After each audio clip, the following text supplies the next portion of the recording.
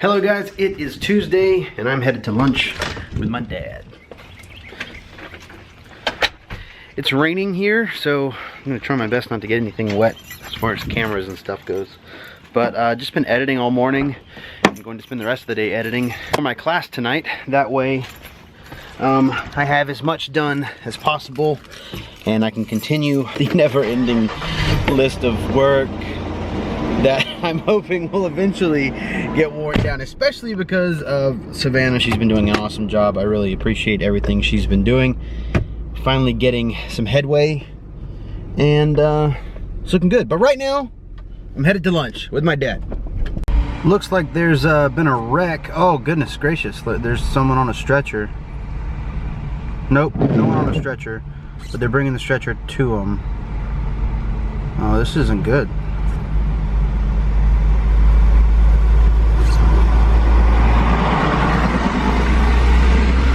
If you're pulling someone out on a stretcher after they've been rear-ended, normally it's a back problem, so that's really scary.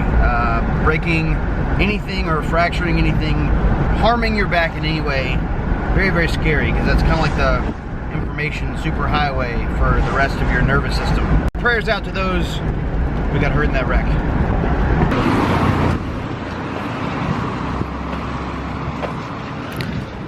Hey, Pop. Okay, so lunch was good, and now I am back at the house editing, trying to figure out how to get all this stuff done, because I've had a couple of last-minute jobs that could kind of just added to the expedited list of things that need to get done really, really soon. But right now I'm editing some real estate photography, and I wanted to talk about what I do for that. And I know I have other videos about real estate photography, and you'll be able to find some of that, and that's run and gun. But this work is something that I really like to take my time on and make something extremely good, and I'm happy with the work I'm doing. I'd say the biggest things that you have to remember when you're shooting a house is that lines have to be straight, the room has to be realistic, meaning that you can't make something like a fisheye and make the room look ridiculously big if it's not. And also, you have to show the space the way you see it. And you have to, like, if it has really great natural light, if you can't make that happen in the camera, you have to bring other elements in to make that natural light show. If they have really nice fixtures, you have to make sure that that light is represented well. And those are the types of things that I try my best to take the time to realize. Another thing is that you have to make sure that things are off the counter. So if they've got crazy colored whatevers, you know, or like a blender or something that seems to not really fit with the rest of the appliances, you need to remove those things because it really helps sell whatever it is that you're showing. For example, I'm going to show you this. Now this is just a screenshot of my screen. This is Lightroom that I'm working in, but I just want you to notice I haven't adjusted the height or anything, so I'm not really happy with the way these lines are diagonal. I like to turn this on just in case you can kind of see what's going on with straight lines. You can see how this line is now straight, and this line is diagonal.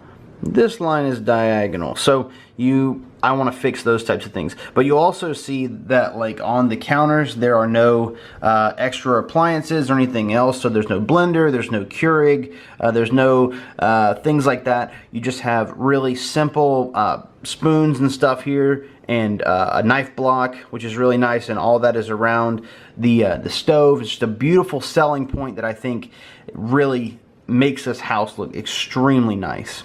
So if you're doing real estate photography, I suggest that you make sure that your lines are good, make sure that everything fits in the theme of the house. So, you know, if you want it to look like this nice luxurious house, make sure every image makes it look like a nice luxurious house. This one was crazy nice. Like, it had a theater, it was right on the water, huge awesome pool, it was gorgeous. Beautiful.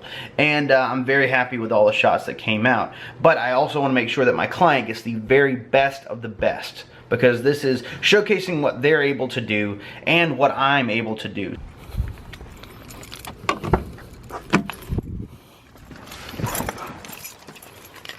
So photo work is put on hold for a little while because I'm headed into Silver Lining Dance Academy to teach my ballroom class with my kids tonight. It's gonna be fun. We're finishing up the dance for recital, which is on the 13th. If you like dance and stuff, you should come check it out. It's gonna be at Christ United Methodist Church on June 13th. Pretty awesome.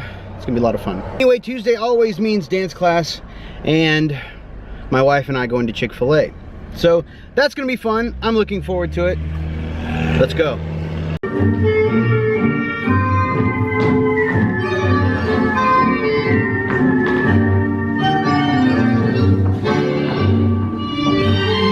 So class is over and now I'm headed to dinner with my wife and sister-in-law.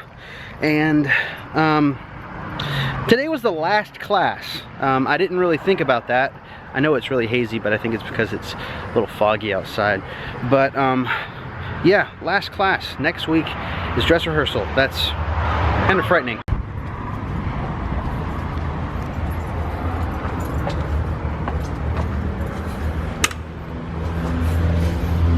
Okay. Tea. You take this to your table, bring it right out. Okay. So, I'm back home. And back to editing. Had a good time with my sister-in-law and my wife. And now my sister-in-law is here helping Annie in the house while we're working here. Back to the editing.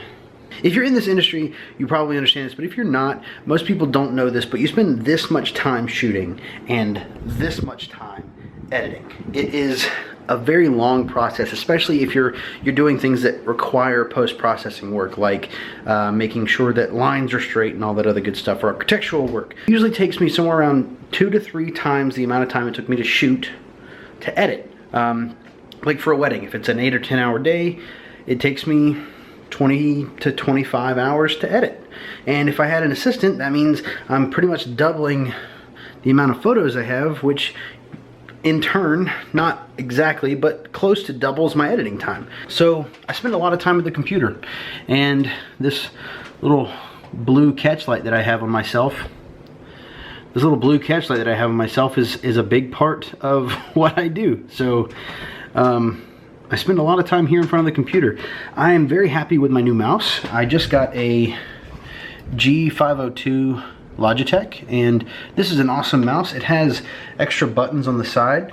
Basically what I did was I set up this mouse so this is up and down for flagging on Lightroom, and then this is left and right, so I can go through and cull all my photos with just these 2 fingers instead of having to use the keyboard. But it also allows me to continuously just flick through images if I need to, and also I have an enter button right here, so when I'm cropping, I get done with my crop, bam, done there. I don't have to move my mouse all the way across the screen to get to the exit. I hope that makes sense. I don't know why, but my Magic Mouse just decided I don't want to work anymore, so that happened. I still use my tablet for painting and those kind of things, brushwork, but I don't use it for daily browsing anymore because I have this awesome new mouse. I'm very happy with it. My friend Steven pointed it out, and I'm very glad that I listened to him. Normally I hate telling him he's right about things that I didn't ask him his advice on, but most of the time he usually is.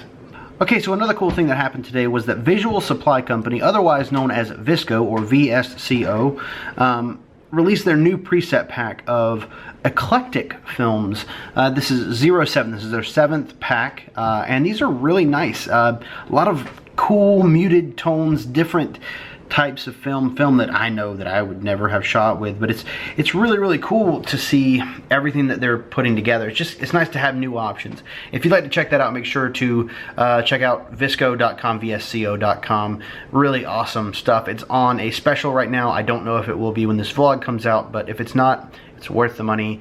I have it. It's good. You should check it out. Anyway, that's the end of my day. I'm gonna probably fall asleep here in front of the computer as I edit as long as I can, because I want to get as much of this done as I can. That way I can start on new things, and on my off season, when I'm not working on weddings, if I don't have a shoot, I want to be able to go out there and make something new instead of spending my time here in front of the computer. So, thanks so much for watching, guys. See you next time.